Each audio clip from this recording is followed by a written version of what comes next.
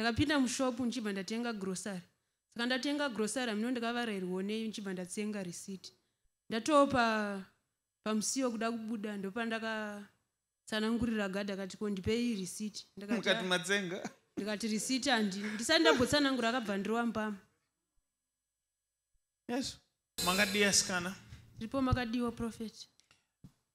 Pamuri pane munyama wakawandisa but ndisandataura nyaya yemunyama.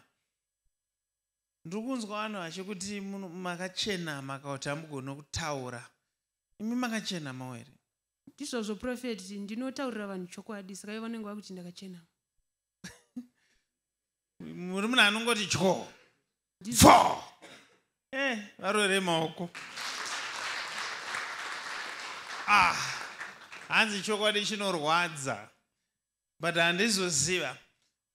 Pane munyama uri pamuri but munyama iyi yakawandisa. Munongoona kuti panoita misfortunes akawanda paupenyu hwenyu. Izvozvo chaizvo prophet.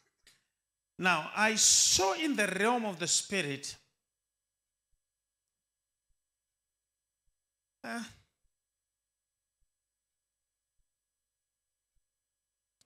pane pandiri kuona muchifamba muroad but pane munhu akangokumwai mavhu.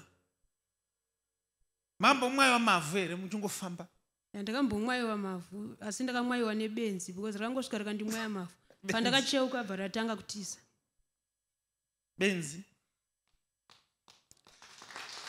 Now handizivi kuti zvinoreba kuti kungofamba muroad wongonzi kupe nebenzi munyama uyu.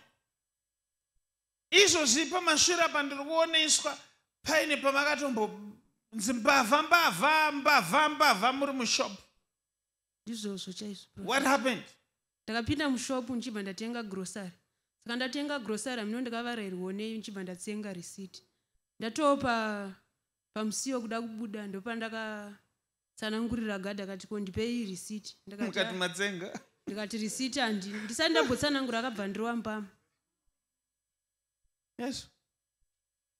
Vanhu zviri kuita kunge zvikusekesa but hazvizi hazvo. Ndopaunonzwa musadye mapepa iwe nako kareceipt. But indiri kuedza kungotaura kuti munyama pane pandinoda kuenda. Now, am I correct ndikati iwewe pachikoro wakagumira form 2 nenyaya dzevakomana? Ndizvozvo prophet. Mai vako vaiedza kukutsiura nenyaya dzevakomana uchikura. Wakavapindura kuti kudii? Pane zvawakavaudza? Pose ndiri kuti ndikateera ndiri kungonzwa vachiridza tsamwa vachiratidza kuti vakarwadziwa nemashoko. Wakavaudza kuti chii? Ndizvozvo prophet, vakanditi iwe inda uchida kungotamba nevakomana uchamitiswa. Ndikati ko inga mimi makamitiswa wani muri mumba here izvo zvinga makangomitiswa. Siyane neupenyu hwangu ndotodembode musiri mubereki wangu. These are strong words. So ndangachitarisa minyama yese iri kuitika paupenyu hwako. Ndikanzi mai vako vari kurwadziwa nezvawakavaudza, mashoko awakaudza akavabata. Ndo pari kusimuka mhepo yese yeminyama kusvikira pakumwaiwa ivhu nebenzi, kusvikira mushopu unongoti ukanzi mbavha wadya karisiti watokwidibirwa mbama hapana zvinhu zviri kumbofamba.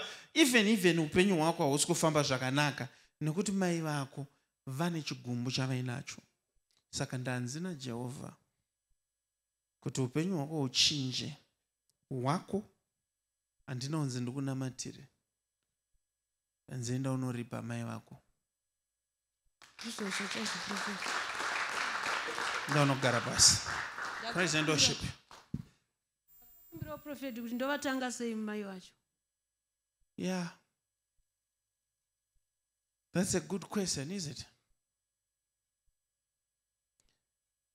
Kuvatanga kwacho, I think zvakanakawo kuinvolve vanhu vakuru vemumusha.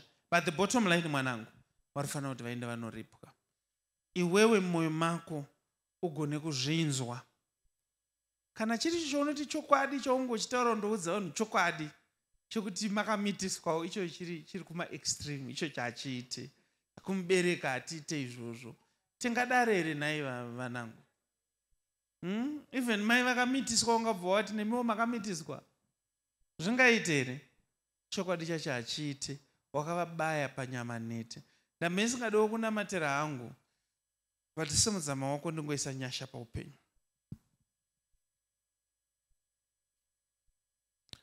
Father, in the name of Jesus, release it right now. Right now. Right now. You are free. In Jesus' wonderful name we have prayed. Amen. And I know God pass. Praise and worship sing for me. Goodness, mercy,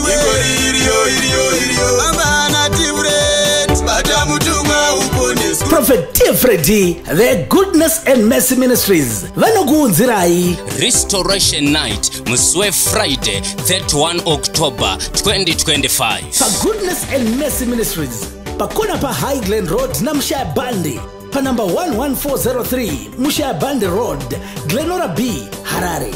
Restoration Night, pa Goodness and Mercy Ministries. Ngo9 ntambama kuze yibhungwe udzanai ibhungwe mwine munhu wa Mwari Prophet Freddy Pa Restoration Night, Muswe Friday, 31 October 2025. kuti munzwe zvizere fona ipa 0712 528 094 kana pa 0778 059 270. Prophet Freddy vanoti hazvibvumidzwe kuti paitike chinhu chisina kumbobvira chakaprofitwa.